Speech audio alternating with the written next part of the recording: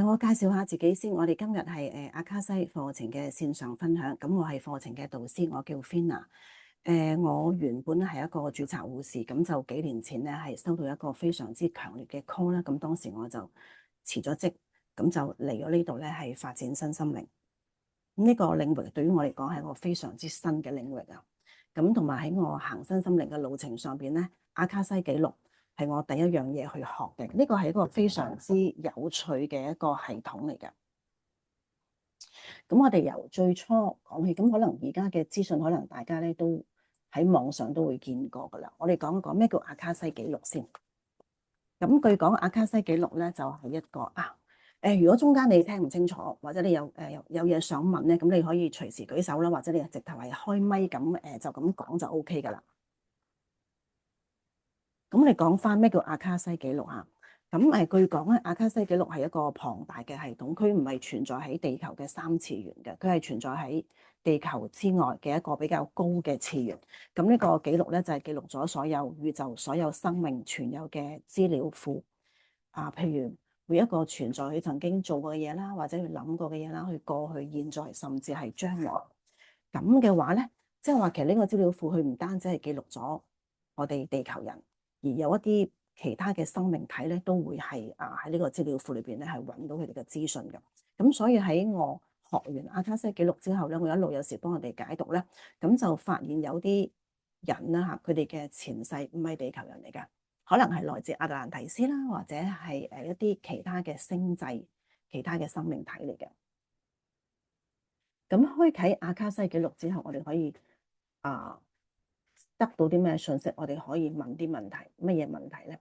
據我嘅經驗咧，就係其實你可以問任何問題都得，咁你都可以幾乎係攞到答案嘅。但係咧，你一定要係 fulfill 得到以下呢一樣嘢，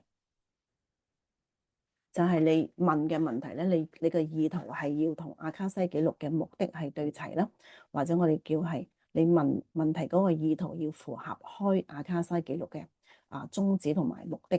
咁你能夠係符合到開記錄嘅宗旨目的之後咧，咁其實你幾乎問乜嘢問題咧，你都可以攞到答案。咁我哋跟住就會講啦，點解要開記錄咧？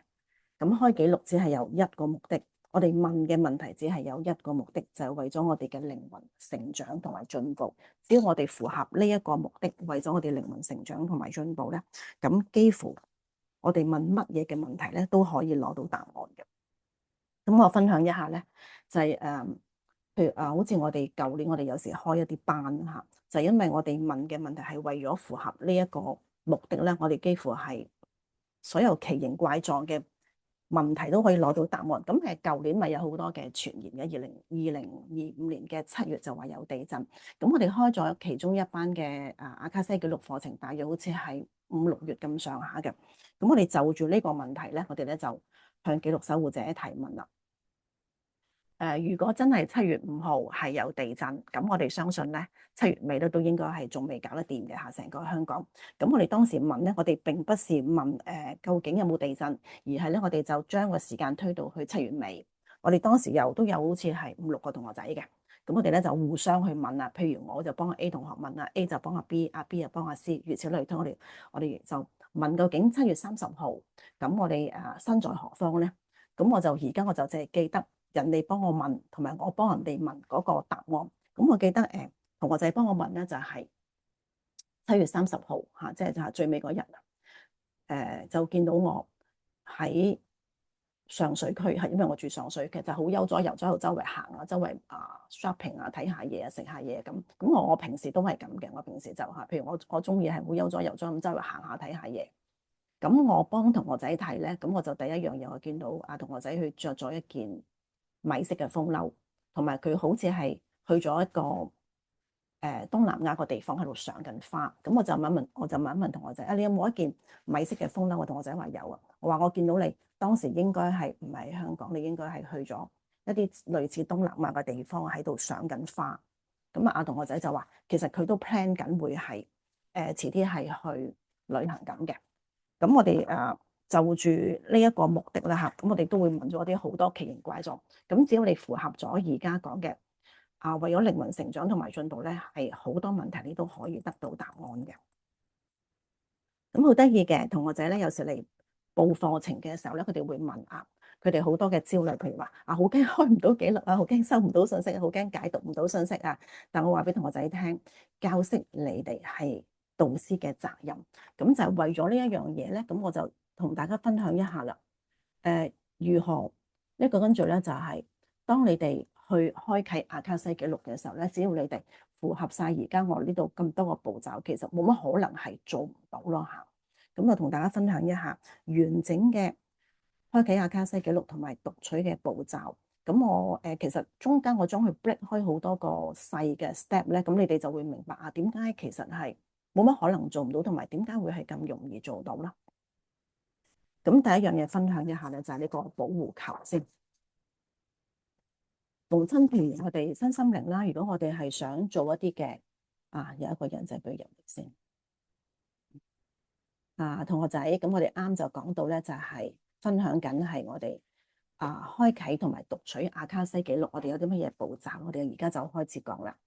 咁用保護球，或者我哋係用一啲嘅方法，係建立一個保護嘅一個場域嘅。咁喺我教嘅課程入邊咧，我咧就通常我會教同學仔係做個冥想啦，開個我哋叫最強嘅保護球冥想啦，或者咧我哋係用一啲嘅祈禱文嚟到係做個保護。咁我哋陣間去到最尾咧，我哋咧就會嘗試下做一個保護球嘅冥想啦，同埋我會同大家分享一啲就咁可以讀到出嚟咧，就可以有個保護嘅一個功效嘅一個祈禱文啦。咁跟住咧，我哋咧就會係連結阿卡西記錄啦。咁呢度我哋話連結啦，其實係包括可能我哋係連結咗阿卡西記錄啦，我哋進入我哋開啟阿卡西記錄。咁而家坊間咧有好多唔同嘅方法，唔同嘅導師有啲唔同嘅方法。有啲導師咧就會係用打坐冥想入去連結阿卡西記錄。有啲導師咧就會係連結一啲嘅神明啦，或者係天使，咁然之後請嗰位神明或者係天使咧就帶住自己係入去或者係連結阿卡西記錄。咁我最近聽到個方法咧，就係學 Reiki，用 Reiki 嘅符號係將自己個能量係頻率係提升，然之後係連結到阿卡西記錄。咁我諗比較多人用嘅咧，或者係比較多同學仔用咧，應該就係用祈禱文啦。咁我當年跟 Marine 老師學咧，Marine 老師都係教我哋用祈禱文嘅。咁喺個祈禱文入邊咧，當年 Marine 老師咧會係邀請一啲嘅神明啦，咁等我哋連結咗佢，然之後係帶住我哋入阿卡西記錄。咁喺我嘅祈禱文入邊咧，我都會係邀請某一啲嘅神明係帶我哋入去阿卡西記錄嘅。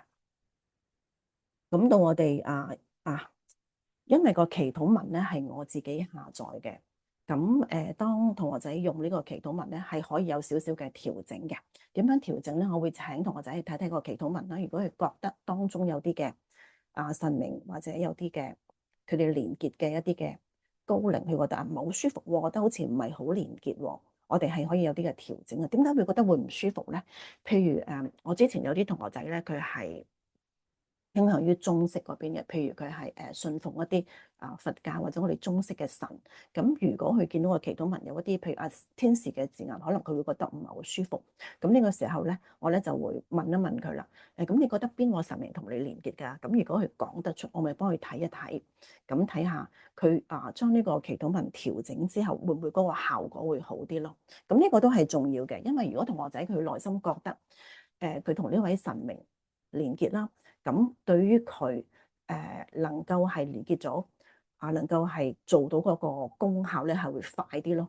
咁我試過有兩個同學仔都話想揾某一位揚升大師。咁我一睇嘅時候咧，其中有一位同學仔，當佢講呢個揚升大師個名係冇乜反應，但係另一位同學仔去講呢位揚升大師個名咧，佢好快個成個都光啊！咁就好明顯，第二個同學仔咧係個連結會好啲啦。咁我哋講翻轉頭，係咪我哋揾一啲嘅揚升大師或者揾一啲嘅神明，其實係冇用咧？咁就唔係，而係可能呢個同學仔佢自己內心或者佢自己都唔知，其實佢係同呢位揚升大師唔係咁連結。咁所以呢一度咧，其實個祈禱文因為係我自己 download，所以係可以有少少嘅微調嘅。好啦，咁我哋連結咗阿卡西記錄之後啦，我哋就會開始問問題。咁問問題嗰度咧，我通常會建議就係同學仔避免淨係問一啲 yes and no，會或者唔會啊，好唔好啊，是啊否啊，咁呢啲嘅問題。因為如果我哋只係問呢啲問題咧，其實得到個答案係非常之有限嘅。即係等於好得意嘅，佢哋有時會問咧我份工做得唔開心，我好唔好轉工？或者我同阿 Peter 拍拖，我好唔好同佢結婚？咁你一咁問咧，咁對方就只能夠答你 yes and no，好或者唔好。咁我反而我會建議，譬如我哋用翻頭先打個例子啦，就係如果同個仔佢嗰份工做得唔開心，咁我哋咧就會用第二個方式係提問。我哋會問記錄守護者唔記得講咩叫記錄守護者，我哋講埋呢一樣先。我哋會問記錄守護者如果我留低繼續做呢份工，嗰個情況會點？或者係如果我諗到我想轉第二份工，咁個情況又會點咧嚇？咁我記得曾經試過有個男士，我幫佢提阿卡西記錄，就係用我呢個技巧嘅。咁啊，男士啊幾乎退休啦嚇，佢就快退休啦。佢哋想退咗休之後都依然係想做第二份工。咁於是佢揾我幫佢睇。咁我就問佢咁你想轉咩份咩工啊？咁呢位男士話佢想開間貿易公司，咁我就幫佢睇睇，如果佢開間貿易公司個情況會點？咁一睇之下咧，記錄守護者俾我睇到好忙啊！嗰個情況就係咧，阿男士七手八腳，一隻手啊聽電話，一隻手咧就食緊飯嚇，好忙。咁我照話翻俾佢聽，話你忙得好緊要，忙到真係叫七手八腳。咁啊，男士就話啦，咁不如我去幫人補習，我做補習老師啦嚇，去啲補習社嚇，佢話去啲補習社嗰度做補習老師。咁我又幫佢睇啦，你啲學生好曳，你俾人投訴啊咁呢位男士話咁不如做看更啦。咁我又幫佢睇。咁我話今次咧因為嗰個男士佢好醒目嘅，同埋佢好識得係去調解啲糾紛啊咁話我見到我啲住戶讚你喎，咁呢件事咧就過咗去啦。咁到最近我見翻你位男士，我問你，喂，咁你終於你退咗休，你揀邊份工啊？個男士話我終於決定唔退休住啦。咁所以喺提問嘅時候，我哋可以用呢一個方法，用呢個技巧嚟到係攞到嘅信息係可以闊啲啦，同埋深入啲啦。攞到信息之後，咁我哋就要接收信息。咁喺接收信息呢一度咧，啲同學仔咧都會棘住咗嘅。咁你要解釋一下，其實我哋接收嘅信息咧係一個能量嚟嘅。咁只要我哋能夠係分辨到我哋而家係接收緊到一個能量咧，咁即係話你已經係接收到一個信息啦。咁我哋要講一講能量係點樣表達出嚟嘅咧？乜嘢叫能量咯？譬如好似我哋嗱，如果你而家坐喺一個地方，咁我估你應該係着咗眼燈啦。咁你見到呢個光，呢個光咪能量咯，即係話能量你見到嘅。但係因為人嘅眼睛可能睇嗰個 frequency 唔係咁闊，可能比較窄少少，咁所以有一啲光譜我哋人嘅眼睛係睇唔到嘅。譬如人嘅氣場啦嚇，有啲人未必睇到人嘅氣場，但係有啲同學仔會睇到人嘅氣場，呢個係其中一種能量嘅表達方式啦。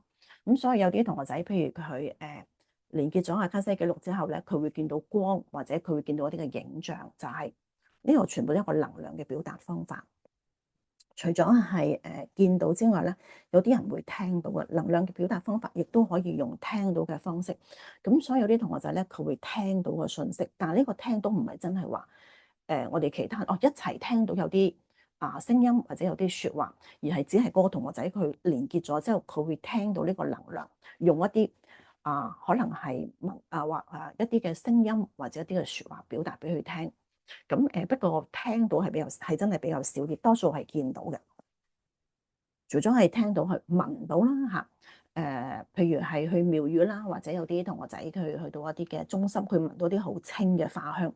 咁呢啲好清嘅花香或者係好幽香嘅花香咧，通常係一啲神明行過你身邊，或者一啲揚升大師啊、天使啊咁嚇。所以能量嘅表達方法亦都可以聞到嘅。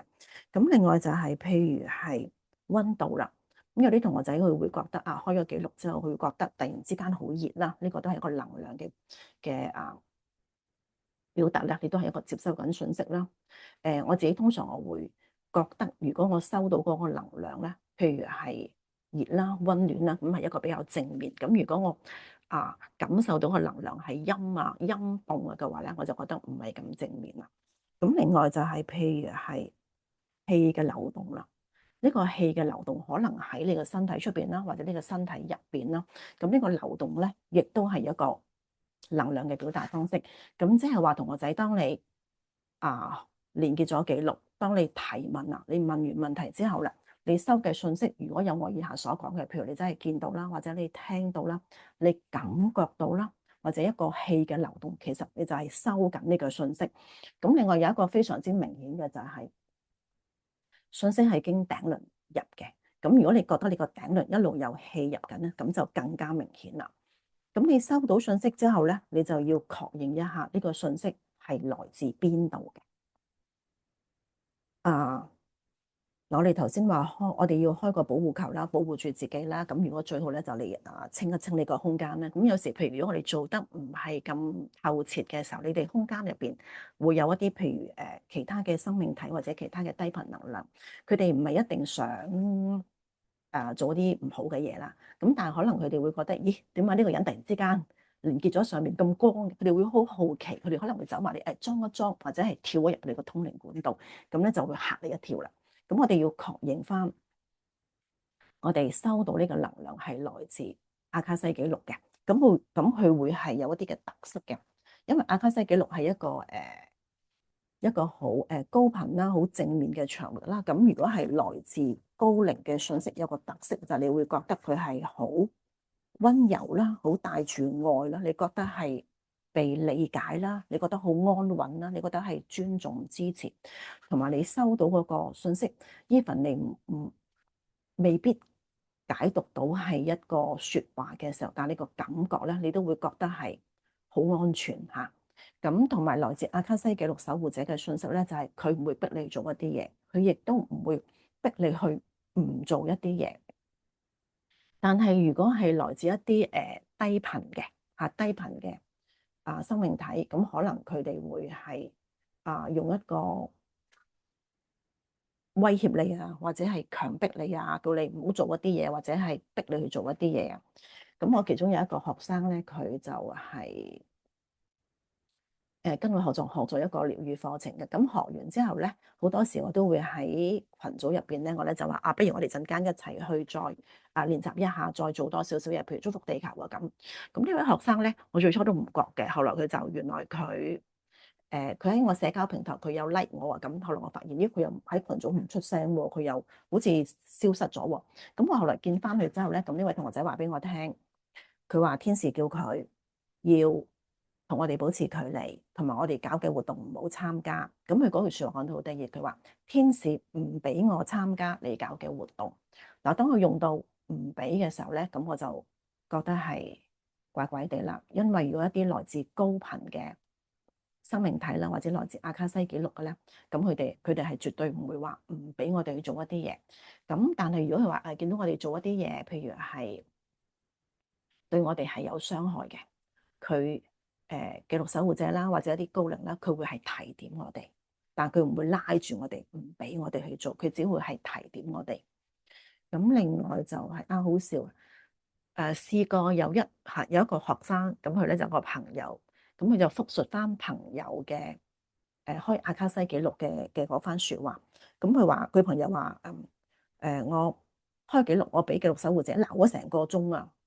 咁我一聽就其實記錄守護者係唔會鬧人嘅，仲要鬧1個鐘添嚇。咁話俾你聽，記錄守護者佢會提點你嚇，佢係唔會鬧人嘅。係啦，要講翻咩叫記錄守護者先。我哋講咗好多阿卡西記錄你個名咧，同埋記錄守護者。咁記錄守護者咧就係留喺阿卡西記錄入邊嘅一啲高靈嚟嘅嚇，呢啲高頻率嘅一啲嘅啲生命體。咁呢一班生命體喺度做啲乜嘢咧？佢哋有幾個職責嘅，就係佢會係好似一個守門人咁啦嚇。佢會准許某一啲人係進入記錄，亦都會唔准許某一啲人係進入記錄嘅。譬如呢一個我都係聽呢個咧，我係聽講翻嚟嘅。呢個係人哋嘅學生啊。咁但係我聽完之後咧，我都會advise 翻我自己嘅學生仔啦。試過有人開咗記錄開阿卡西記錄之後咧，周圍走，開咗成日都唔閂出街，咁對下一次開咧，佢入唔到去啦。咁所以即係話，如果呢個行為，譬如我哋想開記錄啦，我哋想問問題啦，然之後用完我哋係要好尊重咁係刪翻佢。如果係譬如有啲人佢冇刪啊，或者佢周圍走啊，咁甚至係出街成日都唔刪嘅話咧，咁呢個行為咧係會令到佢下次唔能夠再入記錄，唔能夠再開記錄嘅。又或者係記錄守護者咧，佢會係因為佢保存住所有我哋嘅記錄啦。咁如果譬如我哋學咗呢個技巧啦，咁我哋連結咗記錄守護者咧，我哋想問啲問題，咁究竟由邊個決定呢個問題要 release 幾多嘅 information 俾我哋咧？就係記錄守護者啦。咁佢嘅原則就係咧，當我哋問呢問題，佢俾我哋嘅答案就係對我哋有用嘅，係幫到我哋靈魂成長同埋進步。咁所以如果我哋問嘅問題係唔能夠幫到我哋，或者係令到我哋有靈魂成長同埋進步咧，我哋係未必得到一個答案嘅。我記得之前好多時啲人，譬如佢哋想係開記錄啦，佢哋第一句會問睇唔睇到前世。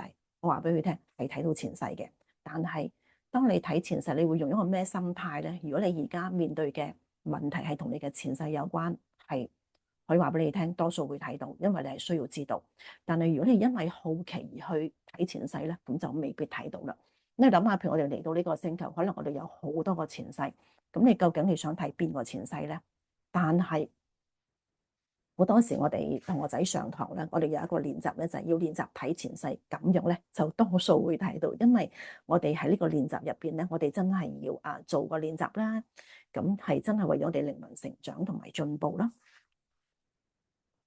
咁我哋確認咗個信息啦，來自阿卡西記錄守護者咯。咁我哋最後呢一個 step 咧，就係要解讀。咁我就加埋翻譯落去，係點解咧？我哋將記錄守護者俾我哋嘅呢個能量，我哋係解讀，其實即係我哋將佢翻譯，我哋將呢個能量翻譯成一個你有名我有名嘅中文。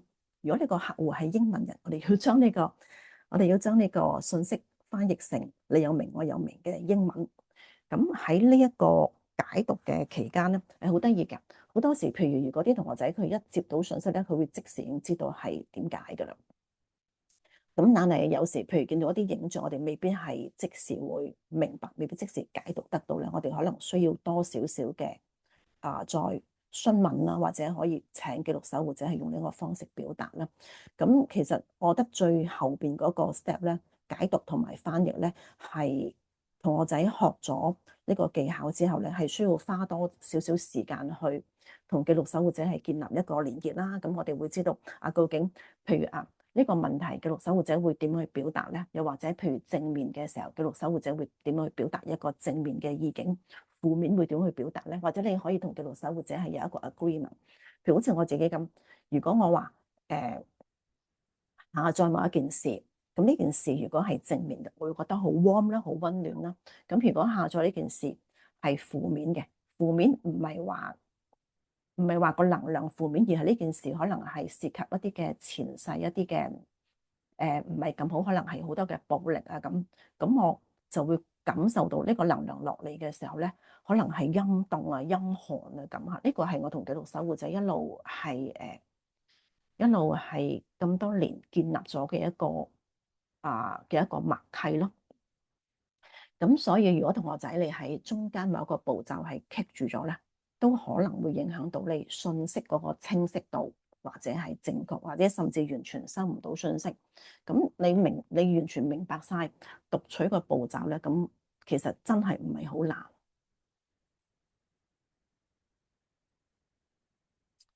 咁我自己學習咗阿卡西記錄都真係都有好幾年，好似2001唔知17、18就我第一樣學習嘅就係身心靈嘅課程就係阿卡西記錄。咁我自己體會咧就係頭先講嗰個步驟啦嚇，係最基本嘅，最基本你做得晒嘅話咧，其實你能夠連結加解讀咧係一啲都唔難，係一啲都唔難。但係做得晒頭先啲步驟咧，如果你想喺呢一個範疇裏邊咧係能夠走得更遠，能夠係學得更加精進，係唔足夠㗎。因為真係你要想做得更精進嘅時候咧，其實係譬如第日你可能你見到啲客戶啦，咁你會發現咧，佢哋問你嘅問題咧，其實係針對住有幾個唔同嘅場景，譬如可能佢哋會問有關工作啊、事業啊、關係啊、靈性進程，甚至有啲嘢你根本你係冇經歷過，你係冇見過嘅，你諗唔到佢哋會咁問嘅。咁喺呢啲唔同嘅場景入邊，如果你都能夠係問得到對嘅問題，咁你就可以喺呢個範疇入邊咧係做得係更加精進啦。睇下先，甚至係一啲你冇經驗過嘅場景，譬如等我諗下先。我啱啱讀完 Marine 老師嘅課程，讀咗4日啦，咁然之後 Marine 老師就翻翻去，就離開香港去翻翻，好似去翻翻英國嚇。佢唔係香港人嚟嘅嚇，佢係當年佢嚟佢係要翻，我哋係要有人翻譯㗎。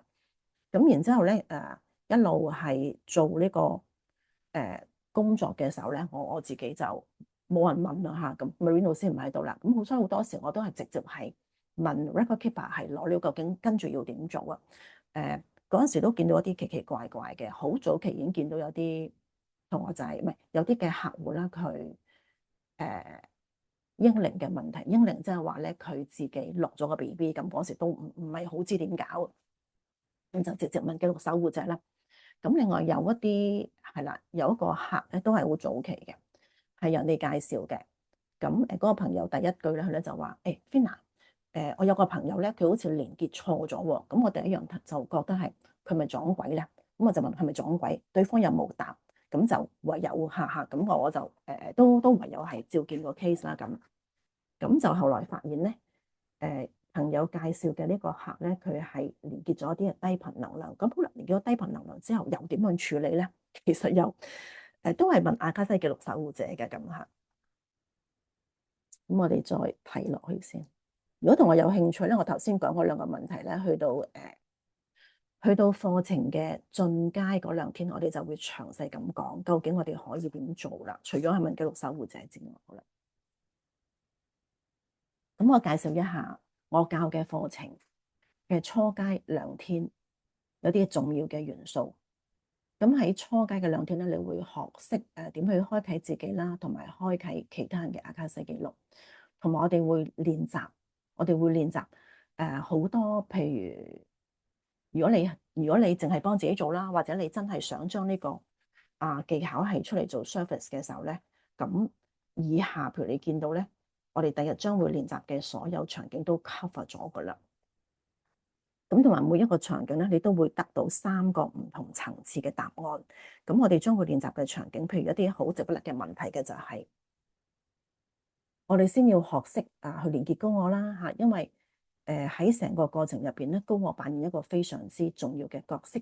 高我就好似一個中間人咁，拉住我嘅手，幫助我係連結住其他高維度嘅生命體，再帶我哋去連結住阿卡西記錄。所以連結高我哋一齊工作係非常之緊要。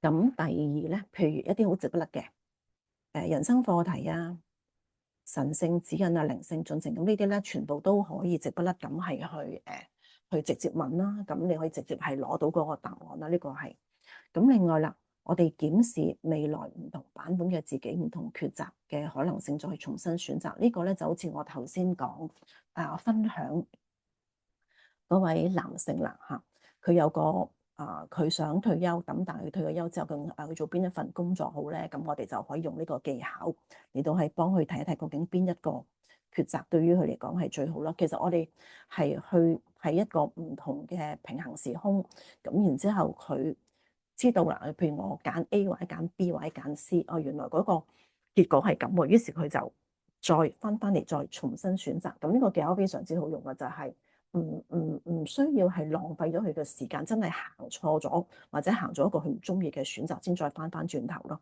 咁我試過有一個朋友咧，又係揀工作嘅，咁佢一路問，佢都問咗幾份工作，但我都好似唔係好理想。之後佢就拋出嚟，佢話：Fina，你幫我睇一睇，如果我做身心靈會點啊？咁我一睇之下咧，就見到一陣風吹咗啲樹葉，再落翻地。咁我就問呢位朋友話：其實你冇諗過就做身心靈喎？你就係順便問一問。呢個朋友話：係啊，咁既然都問，咁不如再問一問啦。咁你會發覺就係，如果對方問嘅問題，佢已經越係詳細 planning 就越係睇得清楚。咁如果話對方佢冇乜 planning，佢只係順口問一問咧，其實係真係睇唔係好睇到嘢。我哋咪照話翻俾呢個客戶或者自己有心中有數咯。咁另外我哋係再睇埋有個關係你冇寫係啦，就係呢度啦。咁樣我哋會看清事情真相，看清事情關係困境隱藏嘅真相。我哋講講關係先。喺阿卡西記錄入邊咧，喺關係係睇到嘅。個關係咧就係我哋會睇到關係嘅底層。咁我面層咁就一定會知啦。譬如我想知道我同我老細個關係，咁面嗰陣就我老細對我好好喎。咁但係底嗰陣，我老細咪真係對我咁好咧？會唔會係幫我打好多毒針或者係有其他嘢咧？咁用阿卡西記錄咧就會睇到底嗰陣啦。我之前試過有個客戶咧係人哋介紹嘅，咁人哋介紹俾我就個原因就係話佢同我係一樣名，同埋咧佢都係做註冊護士，因為我以前都係做註冊護士嘅。咁呢個女仔嚟到咧，第一樣咧就話譬如話佢去睇下佢同佢先生嘅關係，咁我就好用心咁睇，因為我一睇咧，我發覺佢同佢先生有第三者，咁啊更加要睇清楚。咁睇完之後咧，咁我就好婉轉咁話俾佢聽下呢個事情係嗰個情況。咁個女仔咧就話其實佢同佢先生搞緊離婚噶啦，咁佢呢幾日就會搬走噶啦咁。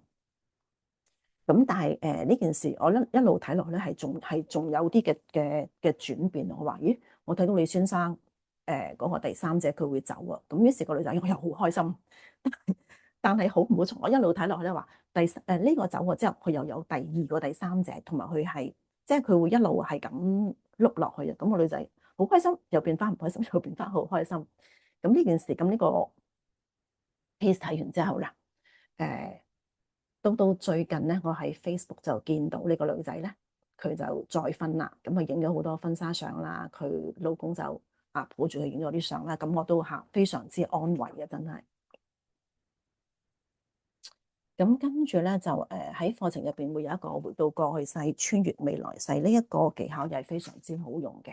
如果你自己嘅問題或者你客戶嘅問題係牽涉到過去世嘅。譬如喺關係嗰度啦，尤其是係同家人嘅關係咧，咁嗰個關係一定唔係淨係今世，一定係同前世有關。咁呢個時候咧，我哋就會需要睇到去前世啦。咁穿越未來咧，就係譬如好似我哋頭先講啦，嗰個男士嗰個情況啦，我哋幫佢睇究竟邊一份工佢最啱佢啦。咁我哋就係睇到係將來嗰樣嘢咯。咁呢個咧就係喺我哋初階課程嗰度會同大家會教大家嘅。咁進階課程啦，如果大家有興趣喺呢個範疇一路繼續精進學習落去咧，咁進階課程咧就會教同學仔咧，唔單止係開啟自己啦，同埋其他人嘅阿卡西記錄，會開啟埋團體。識開團體咧係好重要。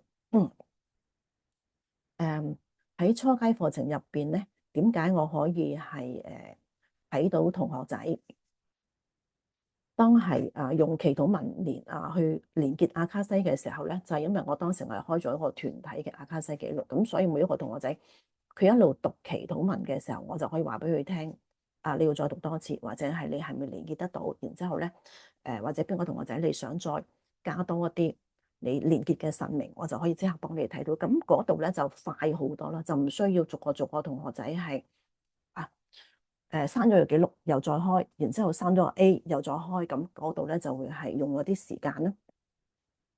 咁進階咧，我哋咧就會係再集中多啲喺啲特別嘅個案啦，個案研究啦，點樣處理一啲連結咗低頻能量咧。咁呢一度咧，因為我係都而家都幾多呢一類啊，或者係英靈啦。咁呢度咧係阿卡西記錄咧，我就已經係有一套係可以係教大家係處理。咁但係處理唔係我哋處理，我哋都係照做。然之後我哋會請一啲相關嘅神明啦，或者天使啦，係去處理嘅。我哋都係中間人嚟嘅啫。咁同埋呢啲個我哋會做到幾多咧？咁我哋到時就會同大家係去一齊探討一下啦。咁亦都會分享，因為如果你幫我客戶去解讀佢冇共鳴喎，或者你話譬如我講呢件事，你而家呢個問題應該係你細個阿媽打你，咁個客話冇，我媽對我好好喎。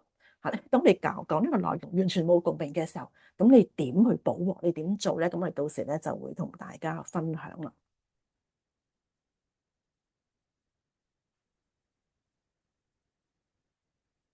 咦，到呢度啦，等我睇下先啊，我仲有咩講先？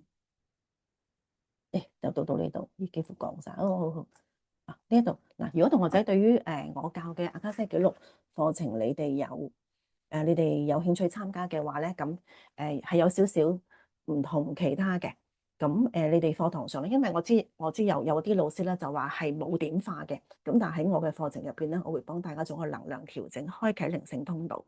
咁你哋做起上嚟咧就會快好多，同埋係暢順好多咯。咁你諗下，如果同學仔喺老師面前都做唔到，咁你都唔好諗住翻屋企會做到啦。咁所以我都會有信心，就係同學仔喺我面前咧，係大部分都會做到嘅。咁同埋係同學仔做練習嘅時候啦，唔係淨係你一個人做練習，我會同你一齊做練習。你問一個問題，譬如你去問你嘅靈性進程，你問完，我會再即場再幫你下載翻同一個問題第二層嘅信息。咁另外就係我哋課後會一齊練習啦，提供免費課後線上練習班。咁呢個免費課後線上練習班咧，唔係一年一次，唔係兩年一次，而係個個月都有嘅。只要你有時間願意參加啦，咁呢個先至係課後免費啊嘛。一年一次咁就唔算啦吓。咁另外就係仲有呢個。如果同學仔有興趣咧，咁報讀課程啦，10天前付款報名有9折優惠嚇，開課前3天前報名都有95折優惠，同埋小班教學嘅，我哋唔會話多過10個，唔會話10零20個，因為太多咧，我睇唔到咁多，同埋係要逐個逐個，譬如你問完一條問題，我再幫你下載你嘅信息咧，係做唔切啊咁。只要你願意咧，我哋可以課後持續一起練習。咁我哋講到呢度，有冇問題先？你哋如果有問題，你哋可以後尾講，或者你哋可以打出嚟。咁我哋跟住剩翻一啲時間，你就可以試下係保護球啦，嗰個最強保護球冥想啦，同埋係可以同大家分享翻嗰個祈禱文嘅。咁俾少少時間睇下你哋有冇嘢想問先，或者你可以打出嚟都得嘅。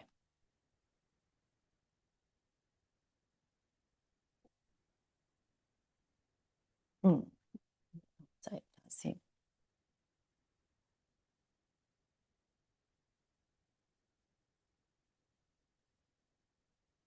誒，阿 Catherine 話有問題，你係咪開唔到咪啊？開你個咪先。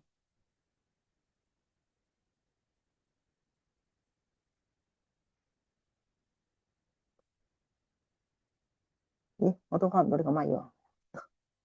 我睇下先。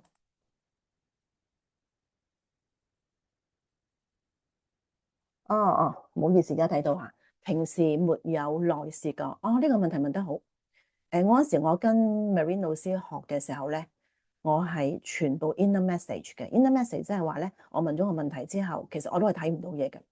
我係全部係 inner message，即係總之我知道個答案，個答案喺入邊，唔知邊一忽係咁走咗上嚟。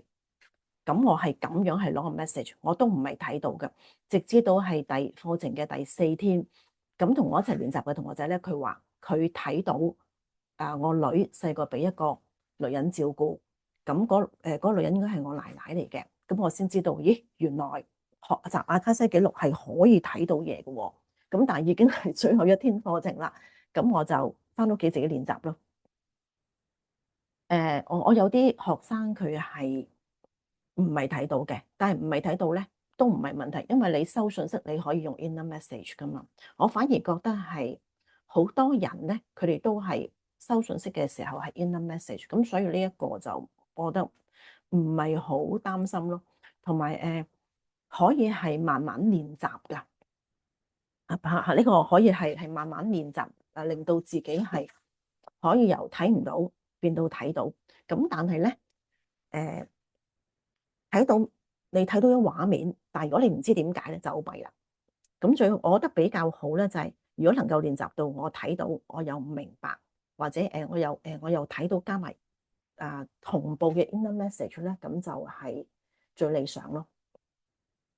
咁所以睇唔到呢個都唔需要擔心嘅。我睇下有冇其他問題。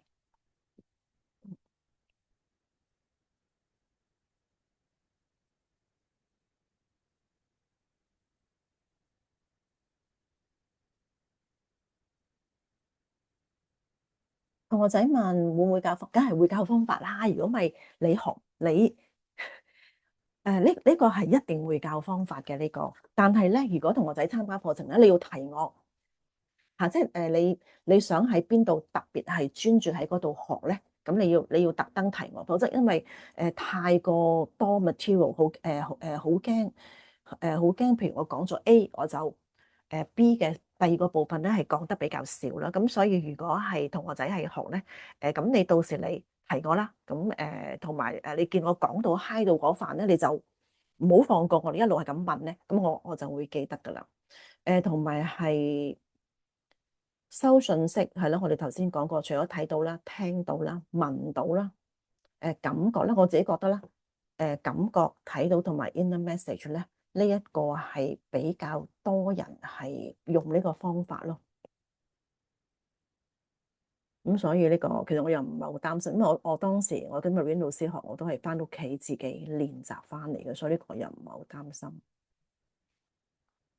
同埋如果係學一個新嘅技巧咧，咁我會建議就係反而多啲練習嚇，自己練習會係都係重要嘅。即係好似譬如我哋嗰陣時翻學咧，我哋學一個新嘅知識，咁點咧？咪就係翻去練習咯。咁所以咪越嚟越熟絡咯。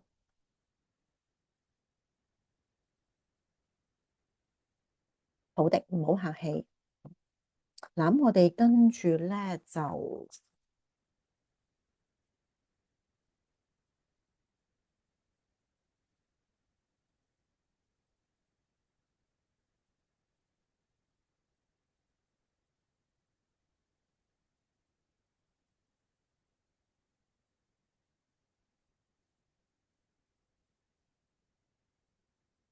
唔好意思，我揾唔到縮翻細個熒光幕添，等我睇下先。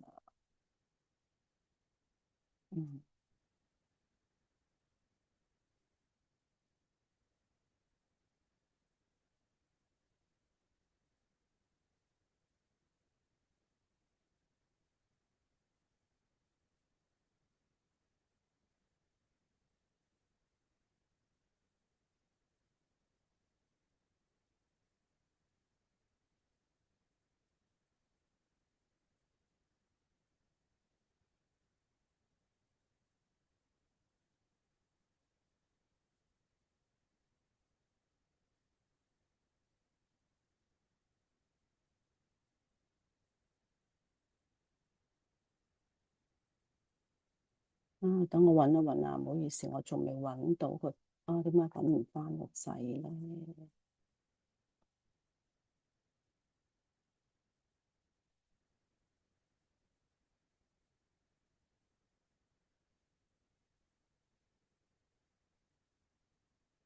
好啦好啦，揾到啦。嗱，我哋跟住咧，我哋就講多少少呢個咧係一個祈禱文嚟嘅。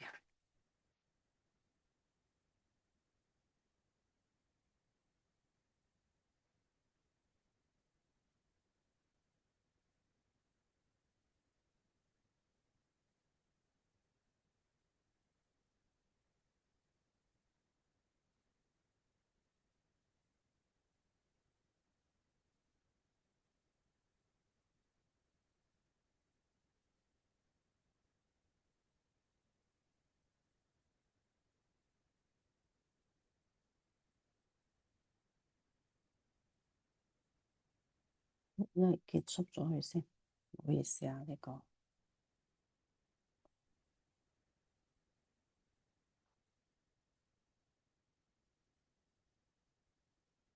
得啦得啦得啦。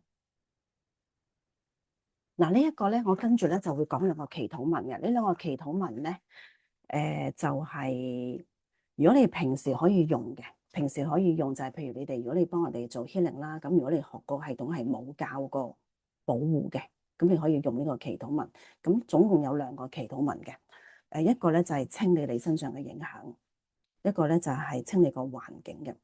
咁呢一個祈禱文咧就係來自大天使 Metatron， 就係來自大天使。咁我哋點用咧？譬如好似第一個清理你身上啲影響，我哋就咁讀一次就得噶啦。我哋就咁讀咧就可以邀請到大天使 Metatron嚟到呢度咧，係幫我哋做呢一個清理。咁你可以眯埋眼睛，咁而家我讀一次，你哋可以感受一下嗰個能量。眯埋眼睛，做幾下深呼吸，咁你可以感受一下呢個能量。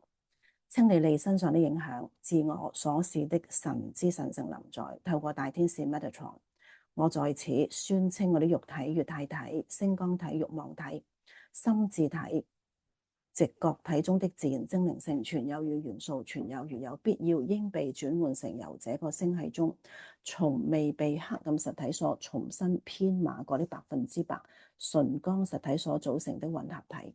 我進一步宣稱，此一轉換應盡快發生，但最好發生在我夜晚睡眠期間，並盡可能的柔和，以便我可以繼續我正規的日常工作，誠心所願。咁呢個咧就係當你需要啦嚇，當你需要嘅時候，你就可以讀呢個祈禱文，係清理你自己身上嘅一啲嘅低頻能量。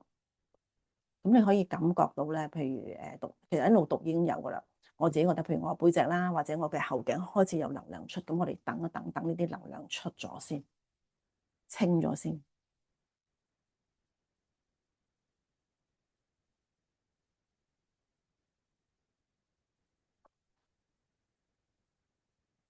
咁跟住咧，我哋可以清理埋環境。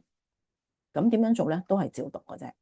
你的環境，自我所示的神之神聖臨在，透過大天使 Metatron， 或者叫透過大天使麥達廠，我呼求所有一切有生命及冇生命的事物，舉凡在我身體內外、我家戶內外、花園內外、車輛內外、工作場所內外，都立即取消被利用作為那些非100%純光實體的導向信標。我進一步宣稱，當這件事完成時，應是永久且不可撤銷的，誠心所願。咁呢個咧就係清理你個環境。我哋用呢2段祈禱文咧，除咗你可以，譬如你連結高靈啦，或者你真係開阿卡西記錄啦，咁你可以喺你幫人哋做療癒之前咧，咁如果你學嗰個療癒嘅系統冇教過你嘅，咁你覺得有需要嘅，咁你就可以用呢2個啦。讀嘅時候可以慢慢讀。我哋呼喚嘅位大天使個名叫 Metatron， 或者叫做麥達廠嚇，咁個名就唔好讀錯。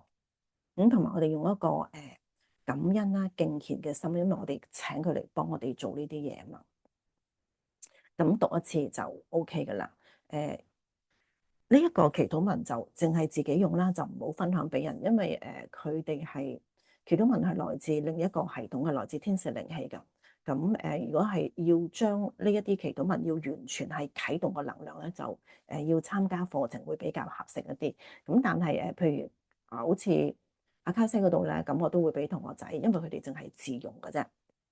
當你清理咗環境啦，同埋自己啦，咁你再做呢啲能量上嘅工作咧，我會覺得係安全啲咯。咁除咗我哋請天使啦，或者一啲其他高靈幫我哋清理環境之外咧，咁譬如我哋自己住緊嘅地方啦，或者我哋真係喺嗰個地方，我哋係做啲能量上嘅工作，我會建議係盡量係清理咗啲雜物，因為啲雜物係太多嘅時候咧，會累積咗啲唔知乜嘢古靈精怪嘅能量咯。好，呢個有冇問題？如果冇問題嘅話咧，我哋咧就會再試一試做埋呢個最強保護球冥想啊！咁呢個保護球冥想咧，就係我哋真係上堂嘅時候咧，我會請同學跟住一齊做嘅。咁做完呢個冥想咧，我哋就可以係上堂嘅同學咧，就可以係直落啦，讀祈禱文就開記錄啦。咁我哋就先試下呢一個嚇。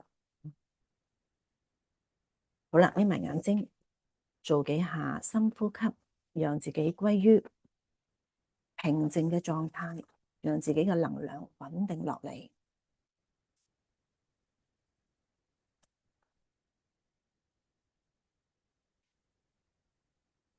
再做多幾下深呼吸，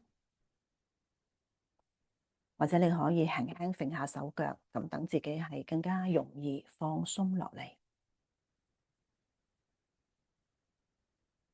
然之後喺內心話俾自己聽，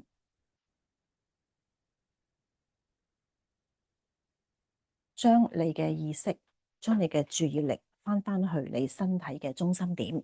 咁有啲人會覺得喺個中心點喺個心嗰度，有啲人會覺得喺個胃嗰度，有啲人會覺得喺個丹田嗰度。咁只要你相信翻自己嘅直覺，如果你覺得你嘅中心點喺個丹田，咁你就將你嘅注意力擺喺丹田；如果你覺得你嘅中心點喺個心，咁你就擺喺個心嗰度，將你嘅注意力、你嘅意識翻去你身體嘅中心點。然之後你內心呼喚唔屬於自己嘅能量，而家要離開你，好 firm 解講呢句說話，唔屬於自己嘅能量要請佢離開。呢個時候你可能會覺得咧，有啲好似氣咁嘅嘢啦，咁嘅能量係經你嘅身體離開。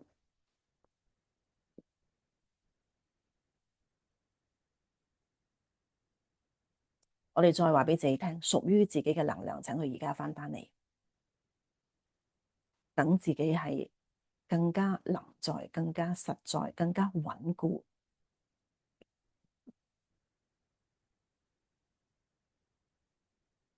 然之後，我哋內心呼喚來自宇宙嗰度純淨亮白嘅光，經由我哋嘅頂輪進入我哋嘅身體。我哋請呢個來自宇宙嘅禮物去釋放、融化障礙住、連結真我，連結住我哋自己真真正正自己嘅能量意識印記，讓呢道光將呢啲我哋唔再用、我哋唔再需要嘅呢啲能量係融化咗佢。我哋容許少少時間，讓呢個來自宇宙呢個純淨亮白嘅光，呢個禮物為我哋做呢個事情，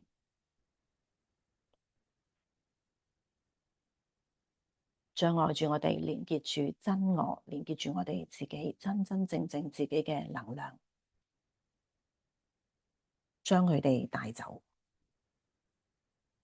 我哋容許呢啲我哋唔再需要嘅能量經入我哋嘅腳板底或者我哋嘅海底輪離開我哋，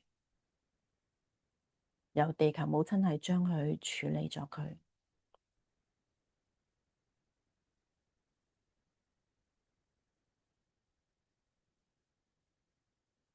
呢個時候你可能一路你都會覺得係有個能量經你個腳底啦，係離開你嘅。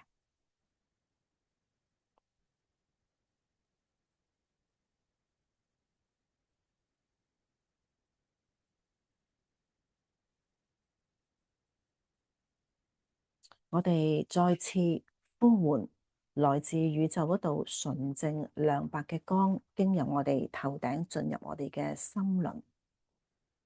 我哋再次呼喚來自地球母親一個支持同埋保護嘅能量，經由我哋嘅腳板底進入我哋嘅心輪。咁呢個時候係我哋嘅心輪匯聚咗來自天地之間嘅能量。我哋容許呢個能量喺我哋嘅心輪嗰度匯聚、交織、融合、擴大。咁呢個能量咧，佢最終會形成一個保護球。我哋容許呢個保護球由頭頂去到腳，一路旋轉，保護住我哋，去包住我哋。然之後你會慢慢感覺到，當你眯埋眼嘅時候，你會慢慢感覺到呢個保護球喺呢個心嗰度擴散出嚟，由頭頂去到腳包住你，同埋你會覺得呢個能量係旋轉緊嘅。咁呢個咧就係我哋會邀請來自天地能量為我哋做嘅保護球啦。咁你哋等一等，你哋容許呢個能量而家係幫你哋係做一個保護球。當你感覺到個能量喺你出邊旋轉緊，同埋你要確定個能量真係包埋你嘅腳，你就可以慢慢打開你嘅眼睛。咁打開眼睛之後咧，你可以打開你個咪，或者你可以喺個聊天室嗰度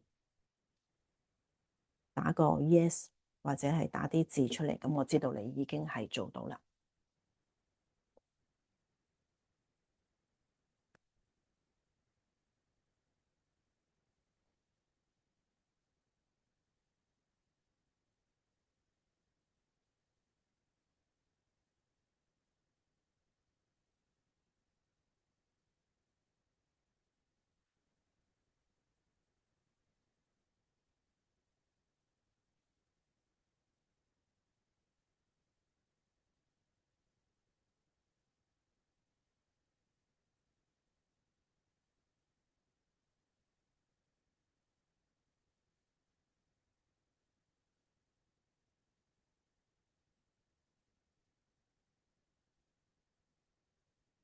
嗯，先。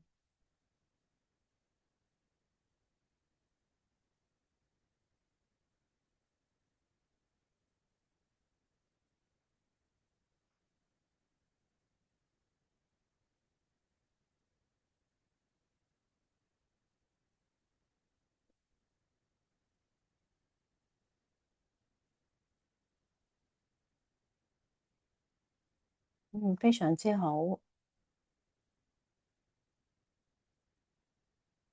哎呦，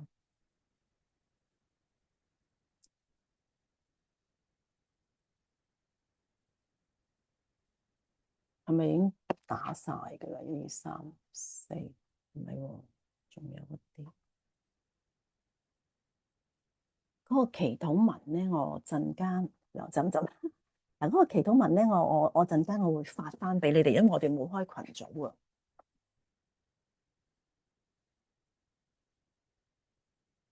嗱，有一啲人報咗名就冇嚟嘅，咁你哋陣間用 WhatsApp 你話翻俾我聽，你今日有參加，咁我就發翻個祈禱文俾你，就唔使特登又影張相啊。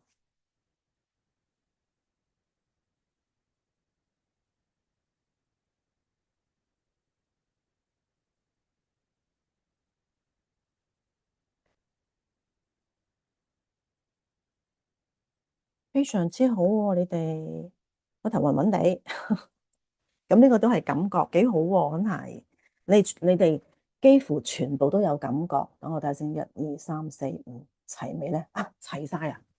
唔係，未齊未齊。一二三，咦，仲有一個同學仔，睇下嗰個同學仔點先。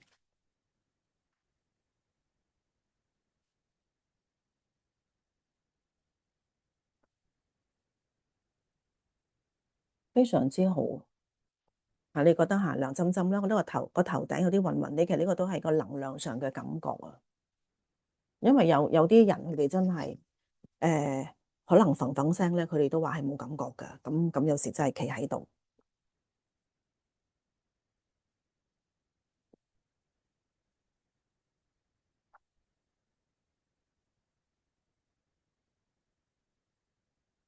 咁嗰個保護球咧，個能量其實係好輕嘅啫，係真係要好留心，你先會感覺得到咯。如果你話你而家感覺唔到都唔緊要啊嚇，咁你知道點做，或者你可以用嗰個祈禱文都好好用嘅。嗰個祈禱文咧，嗰個祈禱文等陣先。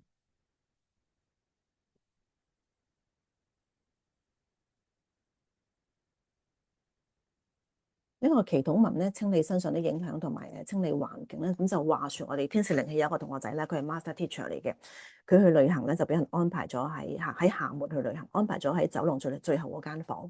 咁啊，去到夜晚啊，我諗其實都好早㗎咋。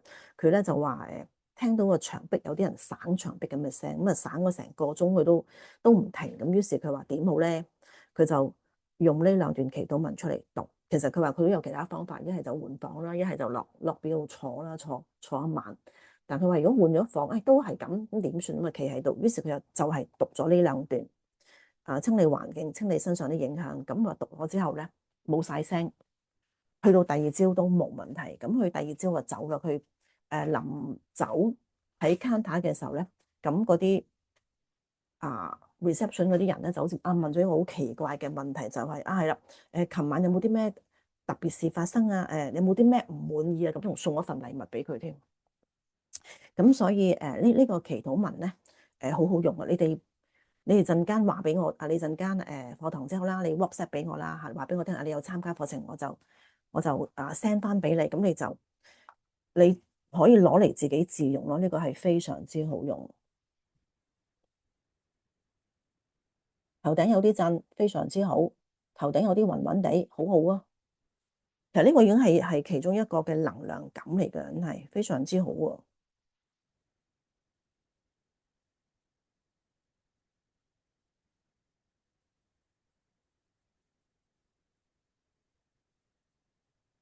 係咪有一個同學仔係未有感覺㗎？因為我數極都好似數唔晒咁多日，二三四，好似係仲爭一個。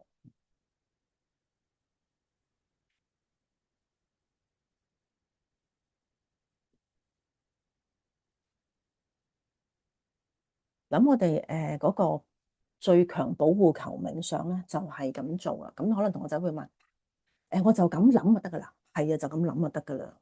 你就咁諗，因為其實我哋嗰個意念，我哋嘅意圖先至係個力量係最大啦。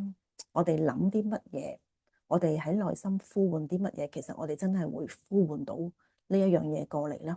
我記得我試過係啦，喺記錄嘅時候咧，咁間唔中咧會有一啲客咧就話俾我聽，佢有啲過身嘅親人，佢好掛住佢佢話佢好掛住佢。咁呢一度咧，記錄守護者通常都會話俾佢聽，話俾啲客聽咧，唔好咁掛住佢，因為你嘅思念咧，好似個勾咁，會將佢勾翻轉頭嘅。如果你掛住佢哋，不如 send 個祝福俾佢。祝福同埋一個掛念係唔同嘅，掛念你真係會將嗰個人勾翻轉頭，但係你 send 個祝福俾佢咧，你可以幫呢個人行得更遠，真係一個祝福咯。咁所以我哋個念頭非常之緊要。當我哋譬如我哋做冥想嘅時候，我哋內心呼喚一個純淨亮白嘅光，咁其實個光就嚟啦。我哋內心想做個保護球，咁個保護球就會嚟咗。咁唔同嘅就可能真係個能量好輕啦，你哋未必係第一次做會習慣，咁但我哋都相信係會做到咯。咁如果你有興趣參加課堂嘅時候，我哋會有更多嘅練習，係去譬如係呢個做保護球啦，同埋做保護球呢個好輕嗬。最重要就係喺一啲唔同嘅情況之下，我哋會係點樣係去做一個提問咧？咁喺提問之中能夠係攞到最多嘅答案，幫自己或者係幫你個客戶咯，呢個先至係最重要咯。咁我哋今日交代嘅資料差唔多啦，你哋有冇啲咩想問，或者你哋直頭開咪講啊？呢個係一個非常之有趣嘅課程，我都幾中意教呢個課程嘅，係啊，因為當中除咗我哋除咗係有練習啦，咁我又會加埋一齊做練習啦，咁同學仔咧又會幫我睇啦，我又會幫同學仔睇，咁所以係非常之有趣咯。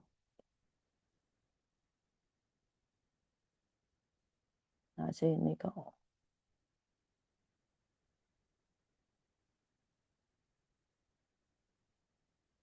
有同學仔問老師，想問下會有人 read 唔到阿卡西？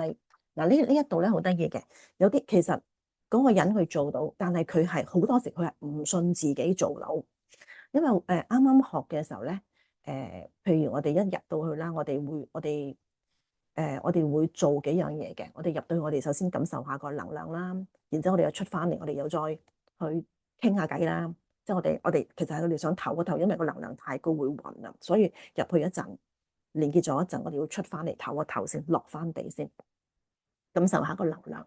咁然之後咧，我哋又會再試第二次，就係入到去連結咗咧，我哋俾阿卡西記錄守護者講嘢。咁呢個時候咧，好多人咧都未必信嘅，因為記錄守護者佢係可能佢只係俾一兩句説話你聽可能佢只係話你做得啱啦，你相信自己。咁好多同學仔咧，佢會切咁簡單，其實就係咁簡單啊。咁佢哋可能會話咁嘅啫咩？佢哋會唔信咯。我會覺得係同學仔做到，但係佢唔信自己做到。咁所以喺課程入邊，第一日咧就係自己幫自己 read。點解第二日咧我哋要識得幫人哋 read？因為幫人哋 read 咧，問心講，我覺得幫人哋 read 係容易過幫自己 read 嘅。好多時你一講同學仔一 read 到嘅信息咧，對方話係啊係啊，就係咁啊咁你就會知道其實你係真係做到，你真係做到嘅。我哋睇翻嗰啲 step 咧，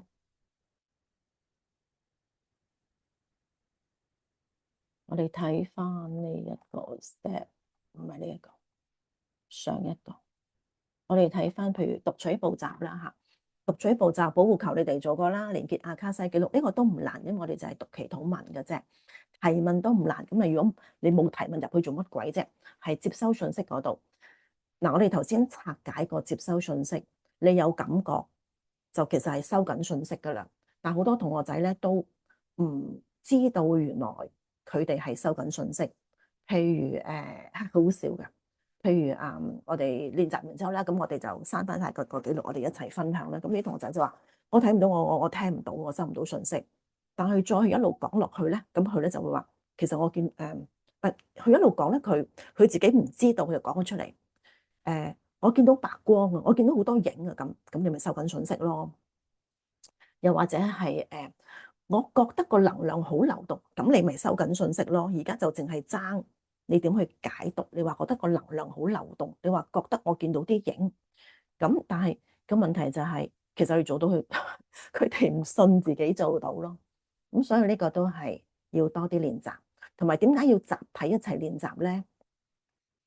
集體一齊練習咧，就係同學仔會有個感覺就係，哦，原來我做到呢一步啊，佢都係呢一步喎，唔係淨係我淨係睇到光影，唔係淨係我係行唔到前啊，原來佢都係咁喎。咁然之後我哋大家一齊手拖手，由最初我只係睇到光，之後我哋慢慢再行前一步，我收到 inner message，再之後我哋識得解讀呢個 inner message，就係咁解咯。咁所以嘅成個過程係一個旅程咯。到行咗2天旅程之後，跟住你，如果同學你願意喺呢個範疇你喺度再進修嘅話咧，就一定要多啲練習，能夠行到幾遠咧？我將條鎖匙交咗俾你。咁跟住你拎住呢條鎖匙，你能夠再行到幾遠咧？就真係你自己為自己做到幾多咯。即係等於好似嗰陣時阿 Marine 老師4日之後走咗啦，好多嘢其實我哋都唔知嘅。譬如嗰個 case 佢有英靈咁點咧？又冇得問喎。啲同學仔大家都咁上下啦，你問佢咪仲嚇死佢？咁我咪問記錄守護者咯。咁然之後大約我會知道，如果係英靈啦，或者係一啲低頻能量，大約係要點做咯。咁當然唔係我哋做啦，記錄守護者會教我哋，我會 call 啲乜嘢嚟到幫手咯。其實我哋解讀師只係一個傳信者嚟嘅啫。咁但係我哋可以，譬如喺某啲嘅 case 嗰度，我哋做到幾多咧，就要睇幾樣咯。要睇下記錄守護者佢嘅信息啦，要睇下當事人佢信唔信你啦，佢願唔願意啦。譬如好似英靈嗰個，如果你話俾個客戶聽，喂我見到個 BB 喺側邊飛下飛下喎。如果呢個媽飛下飛下，可唔可以幫佢？如果佢真係好願意去幫嘅時候，我哋咪再行前一步，究竟有啲咩可以做到咯？如果嗰個媽話，切，唔好理佢，因為我真係見過有個 case 咧，佢聯絡咗2個小朋友，佢一講呢件事咧，就見到2個小朋友喺側邊飛，即係好似 BB 仲係飛行未走噶。咁但係呢個媽嘅態度咧，就佢話佢啲朋友話俾佢聽，唔好再連結翻佢哋，驚佢哋跟住佢哋。咁呢個情況之下，我哋做解讀師，我哋冇辦法再行前一步，因為成件事係阿媽嗰邊個意願咯。咁所以其實呢個系統係一個好有趣嘅系統啊！嚇，如果你哋學咗，如果你哋又願意進修，你會發現咧係喺人生入邊幫到你好多。譬如好似係啦，我哋頭先講過7月5號地震嗰件事啦，我哋真係睇到7月最後30號，我哋全世界啲人都喺度周圍行啊，咁即係冇事啦。咁呢啲係有機會睇到嘅。好啦，咁睇下你哋仲有咩問題？咁記得陣間落嗰堂之後咧，你哋用 WhatsApp 話翻俾我聽你有參加，咁我就將個祈禱文俾你哋嚇。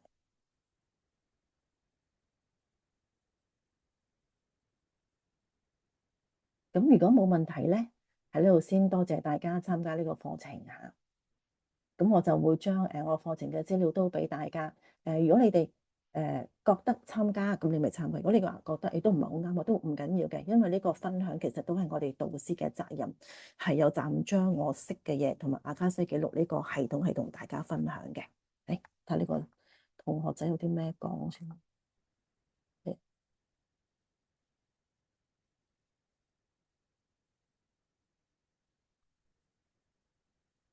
會唔會讀咗之後吸引更多低能量？我想問下，係咩情況之下會吸引低頻能量咧？其實係同頻共振啊嘛。如果你個能量本身係低嘅話咧，咁就會吸引到啲低嘅能量咯。咁但係你話譬如好似我當時咁，點解會遇到呢啲 case 咧？我會覺得係一個安排咯。如果我冇遇過呢啲 case 嘅話咧，譬如我今日又唔可以同大家分享啦，我亦都唔知道係究竟呢一啲個案可以係點去 handle 咯。咁所以你覺得，譬如你問我係咪好後悔啊？會遇到呢啲人，我又唔覺得。同埋我相信咧。就係當你願意行出嚟去做呢啲服務嘅時候咧，你唔係孤單嘅。咁不如我就講多少少啦嚇。咁啊講翻連結咗低能量嗰個人啦嚇，唔係英靈嗰個 case 係連結咗低能量嗰個人。咁我嗰晚睇完之後咧嚇，幫佢睇完咁啊，發現我真係連結低頻能量咁就咁夠鐘都要 close 啊，晚年都要 close 㗎咁。嗰晚就出事啦。咁咧我瞓覺啦嚇，咁我瞓覺一眯埋眼咧，就發現有啲我知道係低頻能量嘅飛過嚟，咁打開眼，我知道唔係好妥，咁我睜翻開眼，我內心就即刻 call 大天使 Michael，一 call 完咧，眯埋眼就見到成班白色嘅天使飛過嚟，咁即係話，如果一個人佢有心喺呢個範疇裏邊係提供服務，真係要純粹去提供服務，而唔係斂財收到好貴。你真係要好純粹提供服務嘅話咧，個天會派人嚟祝福你咯。咁嗰次個天使，我諗住話，咁你搞我瞓覺都要瞓覺㗎。我當時仲未退咗，仲未翻緊工㗎，瞓到半夜係俾啲能量震醒。咁醒啊，發現咧天使走咗啦，係一條龍。咁我嗰陣時我先知啊，原來我哋係龍族咧都有啲淵源嘅。一條龍咧就喺度幫我係保護緊我啦。咁我又瞓，第二朝就冇嘢啦。然之後呢件事之後咧，我就會開始去學其他一啲嘅身心靈系統咯。咁咪講到呢度啦，就係如果你哋想喺身心靈呢個範疇係起步啦，繼續進修咧，我會建議你哋真係學翻多少少嘢，譬如一啲嘅保護系統啦。咁所以 that's why 其實我嗰陣時跟老師學咧係冇一個佢教我哋一個方法咧，就係嚟到係用把刀嚟到係切除負能量啊。但係我自己覺得係唔係好啱我呢個方法。咁到我自己學咗天使靈氣之後咧，咁我所有嘅學生咧，我都會教佢哋用祈禱文咯，同埋呢個祈禱文咧，係我有另外嘅學生佢真係用過，係幫到佢嘅，咁所以我就好放心咯。呢個答唔答到你咧？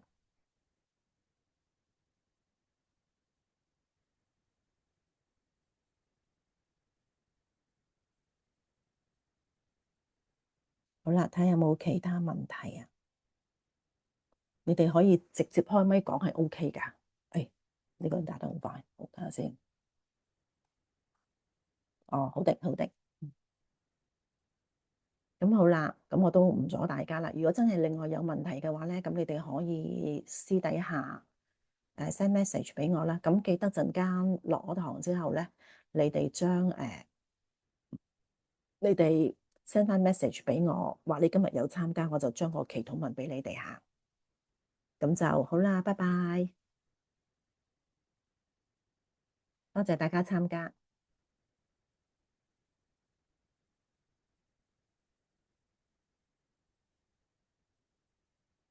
好，拜拜。